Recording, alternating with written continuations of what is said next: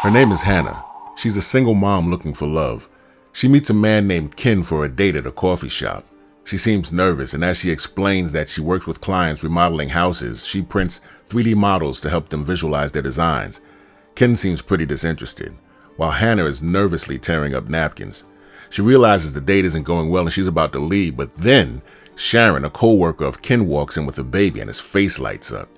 He asks to hold her baby, which is weird. Look, he's got this woman's baby's fingers all in his mouth.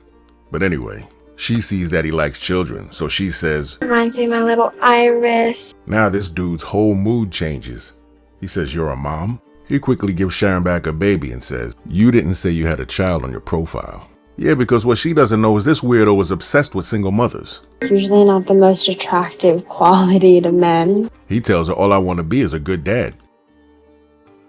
When she gets home, she tells Iris she has another piece of 3D printed furniture for the dollhouse. Later, she's texting Ken telling him she can't wait to see him again, and he's like, "I'm thinking about you too," while he's with another single mother. She apologizes and tells him that it took a little while for the kid to take a bottle. Now she's ready to do something. But Ken is like, "Wait a minute, how old is this kid? 7 months? You're supposed to breastfeed for a year." She explains he never latched properly and it hurts her boobs. She makes a joke saying, "Don't report me for being a bad mom." He says, "You're right, you're bad." And she thinks he means bad. But no, he means bad because he's a serial killer.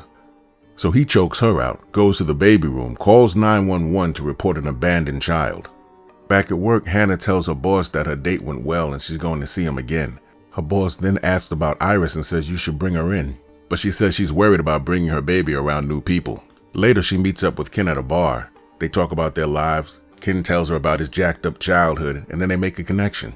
They go for a walk outside and share a kiss, and he's fantasizing about murdering her. But she felt that aggression, and she's like, "Nah, let's slow down." She also doesn't want to bring anyone around her kid too soon. She says, "Let's slow down.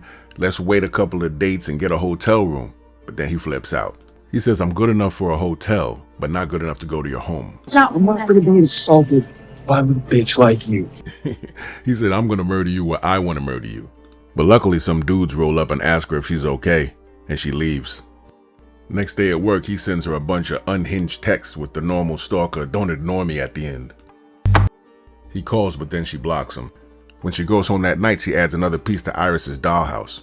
Next morning, Hannah's at her favorite coffee spot, and who's outside waiting? Ken.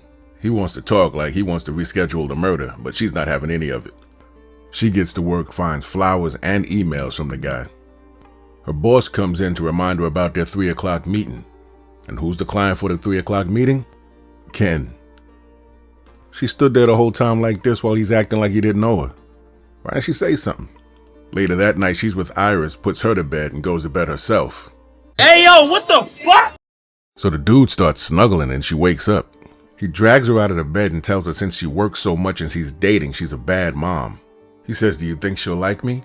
She says, "Stay away from my baby," hits him with a picture, and he knocks her clean out with the weakest right cross I've ever seen. He checks to make sure she's still asleep and he heads for the baby's crib. He picks up the baby but doesn't know that Hannah's awake and she grabs some scissors. But to his surprise, the baby's not real and he's like, "What the hell?" Yeah, she's batshit crazy too.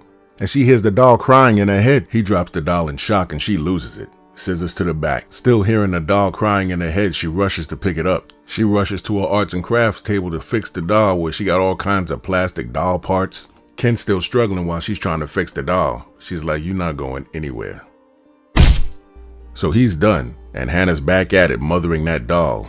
But this time when she goes back to the table, she tells the doll that she's found the perfect father, and it's a drawing of Ken. She's gonna make a 3D printing of him and make him the father to the doll. Yeah, she's nuts.